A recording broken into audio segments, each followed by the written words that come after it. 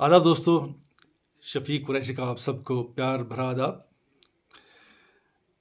आज 2 दिन की ब्रेक के बाद यूनाइटेड थिएटर मूवमेंट का जो फेस्टिवल चल रहा है टैगोर हॉल में, जिसमें एकेडमी का भी इश्तिराक है, आज उसका आखिरी प्ले हुआ। यानी कि वो कन्क्लूड हो गया आज पूरा फेस्टिवल। अब पूरे फेस्टिवल के जो 5 प्ले हुए थे, उनके बारे में मैंने आपको पिछले अपने वीडियो में बता दिया कि क्या कुछ था, कैसे क्या हुआ वगैरह।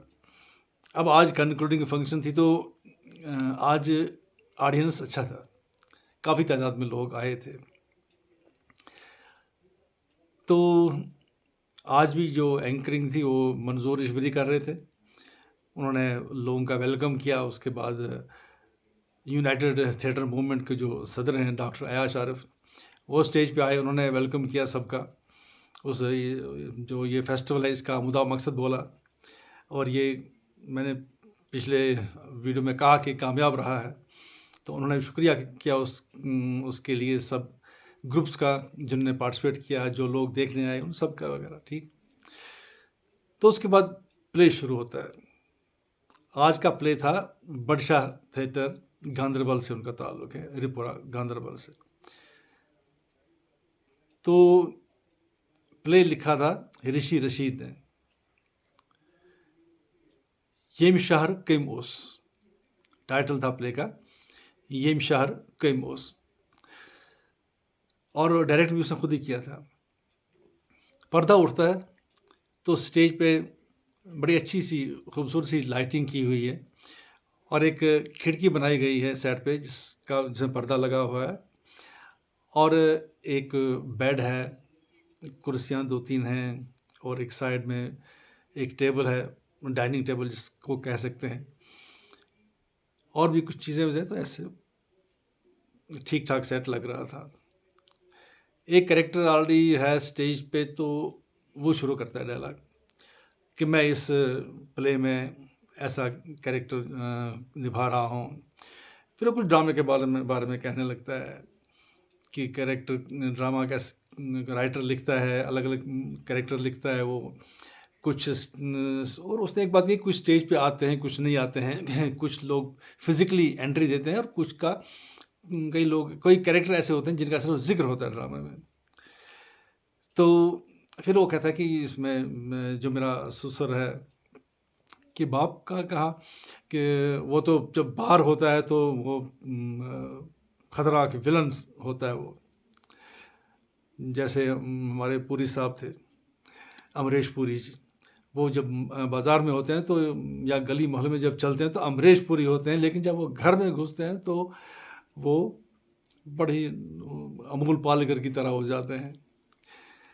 तो ऐसे अपने भाई के बारे में बोलता है, सब के बारे में। फिर बीवी के बारे में बोलता है कि अरे मेरी बीवी जो है वो तो बड़ी ही प्यारी सी एक क्लाशनकोफ है, जिसमें सिर्फ गोलियां निकलती हैं और मेरा सीना उनको बर्दाश्त कर लेता है, ऐसे कहता है।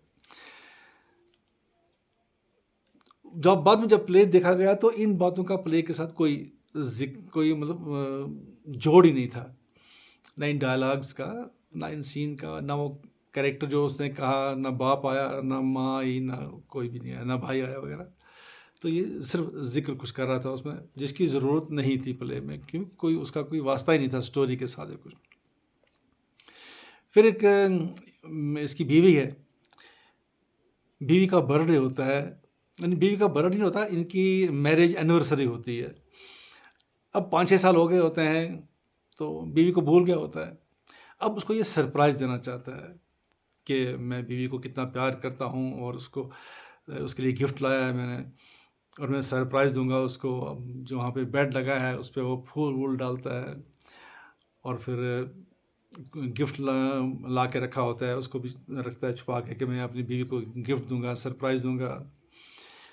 फिर मिसेज़ आती है, उनका आपस में डायलॉग होता है कि हाँ जी, इन्होंने लव मैरिज की है, यूनिवर्सिटी में एक साथ पढ़ते थे वगैरह। फिर उसको वो कहती है कि ये क्या आज ये फूल वूल, ये क्या मसला है, तो उसे याद करवाता है कि आज क्या बात है, कौन सा दिन है। तो वो कहती है अप्रैल है, हाँ 13 अप्रैल। तो वो कहता है उस दिन क्या हुआ था, वो याद करके बोलती है आज बैसाखी का दिन है। वो कहता है नहीं कुछ और, तो उसे याद नहीं होता। तो उसे फिर याद दिलाता है कि आज हमारी शादी हुई है। चलो ठीक। तो उसको बिठाता है प्यार से, फिर कहता है कि आँखें बंद करो, ये गिफ्ट ले लो। एक अच्छा-सा गिफ्ट देता है उसको, फिर बोलता है कि ये गिफ्ट आप पहन के आ जाओ। अब जब वो गिफ्ट लेके जाती है, उसमें एक सूट होता है। अब सूट पहनने में टाइम तो लगेगा ही, तो in the mean time director ने ये किया था कि वो इसने होटल से लाया होता है कुछ डिशेज़ वगैरह खाने-पीने के लिए।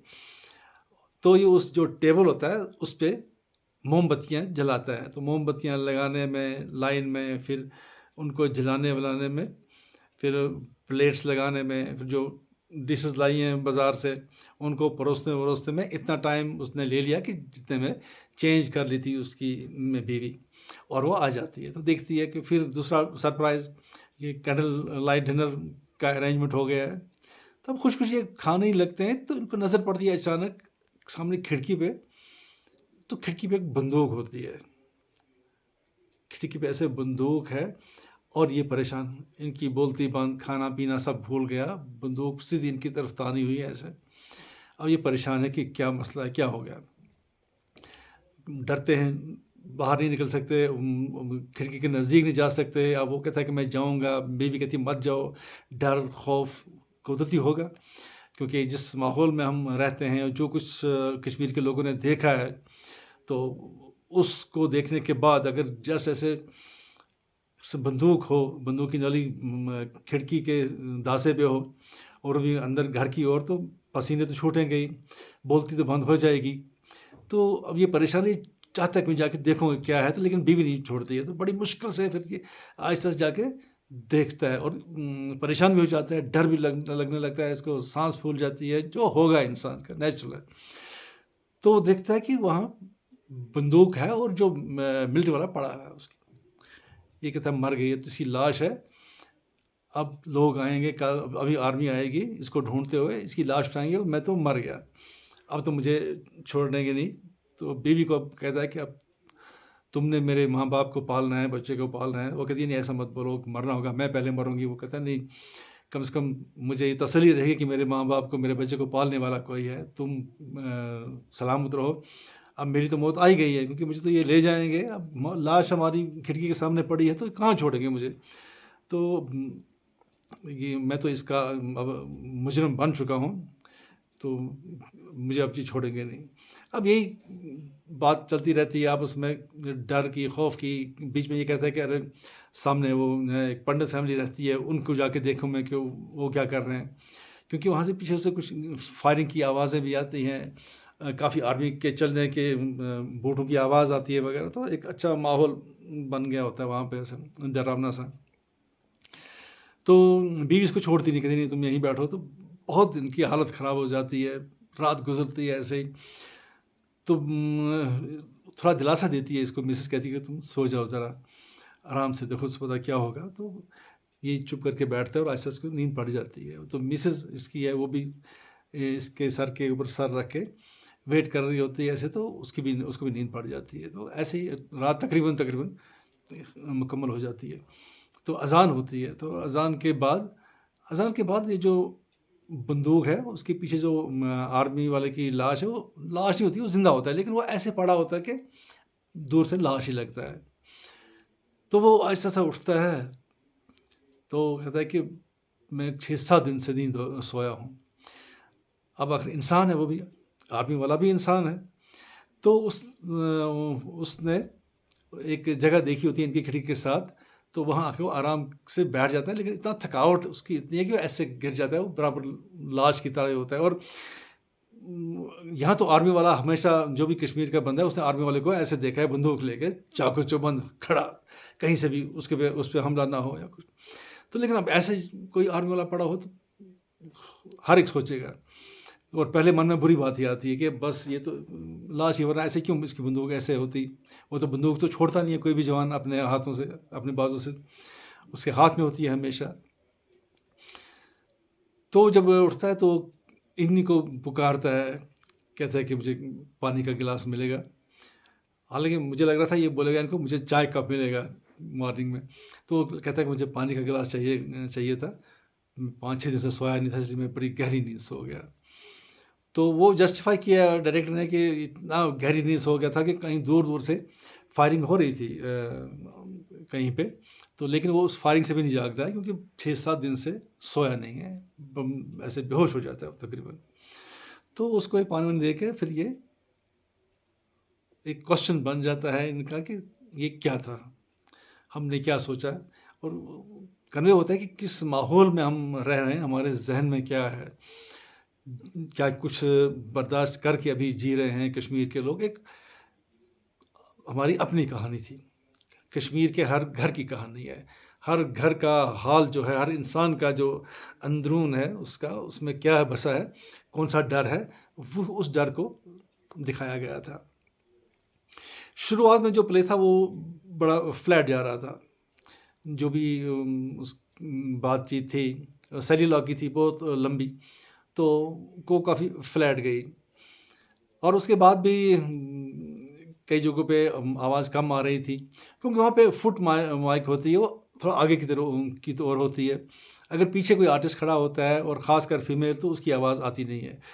और हैंगिंग माइक्स शायद लगती नहीं है वहाँ पे, नहीं लगा रहे हैं आजकल। तो अदरवाइज़ पहले हैंगिंग माइक भी लगाई जाती थी पीछे तक, तो हैंगिंग माइक भी और फुट माइक बराबर कैच करते थे आवाज़। तो इसलिए कई बार लोगों ने कहा कि लाउडर प्लीज़। पहली लाइन में बैठे हुए बंदे ने भी कहा कि थोड़ा लाउडर, कि इतनी आवाज़ कम आ रही थी। अब और आजकल हर चीज़ बदलती है, स्टेज की एक्टिंग भी बदल गई है। इतना भी नहीं है चिल्लाना होता है जैसे वो पहले हुआ करता था, बड़ी ऊँची आवाज़ में बोलना, अब उसमें भी बदलाव आ गया है। और अगर लेडी को माइक नहीं होगी तो प्रॉब्लम हो जाएगी उसके लिए कि उसकी आवाज़ बराबरी के पीछे तक आ जाएगी। और जो आज हीरोइन थी वो रेडियो आर्टिस्ट है, तो अक्सर वो रेडियो पे एंकरिंग करती हैं, रेडियो प्लेज़ करती हैं वगैरह, तो उनका एक अपना स्टाइल बन जाता है फिर। और डायरेक्टर का उतना ज़्यादा कंट्रीब्यूशन नहीं दिखा प्ले में, एक्टिंग में, बाकी मूवमेंट्स। स्टेज है तो स्टेज थोड़ा कवर करना होता है ना, स्टेज की मूवमेंट्स होती हैं, स्टेज पे वॉक जो है स्टेज वॉक, उसके एंगल्स होते हैं वो यूज़ करने होते हैं। और कई मूवमेंट्स हम 2 बंदे हैं बात कर रहे हैं, अब कुछ लोग बोलते हैं अब ये कहाँ उधर-उधर घूमेंगे, मियाँ-बीवी हैं तो कैसे घूमेंगे? क्रिएट करनी होती है मूवमेंट, ताकि स्टेज पूरा कवर हो और लोग भी देखें हाँ, ये इधर-उधर चल रहे हैं वगैरह। तो वो क्रिएट नहीं कर सका था डायरेक्टर वो मूवमेंट्स उनकी, जबकि हो सकती थी, आराम से हो सकती थी। जो एक्टर होता है वो जब शुरू होता है प्ले वगैरह, तब वो अपनी खिड़की से बाहर भी कभी जाके देख सकता है, वहाँ खिड़की से मुड़ के वो इससे डायलॉग कर सकता था और कई मूवमेंट्स वगैरह हो सकती थी, लेकिन नहीं हुई हैं वो। तो लेकिन ओवरऑल जो मैसेज थी, जो कंटेंट था ओवरऑल प्ले में, वो बहुत अच्छा था और लोगों ने वो बहुत पसंद किया। अब जो राइटर तो इसका ऋषि रशीद था और कैरेक्टर सिर्फ 3 थे। एक जो घर का मालिक, वो रोल हसन जावेद खुद कर रहा था, और उनकी जो मिसेज़ बनी थी शाहीना ऋषि, वो भी अच्छी आर्टिस्ट है, बहुत अच्छी आर्टिस्ट है। और एक जो आर्मी का नौजवान नासिर लड़का एक नया ही, तो ये 3 ही कैरेक्टर थे। तो तीनों ने अपने डायलॉग वाला याद करके अच्छी तरह वो बोल दिए। लेकिन जो मैंने कहा कि स्टेज मूवमेंट्स वगैरह होती हैं, वो चीज़ें मिसिंग थी उसमें, वो होनी चाहिए थी। और फिर कई जो हमारे एक्सपर्ट्स होते हैं वहाँ पे, तो उन्होंने भी प्ले के बारे में बात की और उसके बाद भी जो राइटर था उसको कई सजेशंस दिए। हमारे हमारे जो वहाँ पे एक्सपर्ट्स होते हैं, जिनमें फ़याज़ दिलबर हैं, हमारे बहुत अच्छे राइटर हैं, दिल्ली में रहते हैं, बेसिकली कश्मीरी हैं लेकिन दिल्ली में ही रहते हैं। वो आजकल यहीं हैं, तो वो हर रोज़ आते हैं। तो उनको बोल के रखा है हमारे डॉक्टर अयाज शारफ ने कि आप बोला करेंगे लास्ट पे प्ले के बारे में, एक्टिंग के बारे में और स्क्रिप्ट के बारे में। तो वो बोलते हैं, निसार नसीम हमारे अच्छे राइटर हैं, थिएटर से ही जन्म हुआ है उनका, थिएटर में एक्टिंग बहुत की है उन्होंने, डायरेक्शन देते हैं, प्ले लिखे हैं उन्होंने, किताबें 2 आई हैं उनकी उस पे, रेडियो में भी प्ले प्रोड्यूस करते थे वो। तो और भी कुछ लोग थे कि शफ़ी साहब हैं, शफ़ी अत्तर, नावल निगार हैं, राइटर हैं, वो भी बोलते रहते हैं इसके बारे में। आज वो नहीं थे, आज शबीर मुजाहिद हैं हमारे।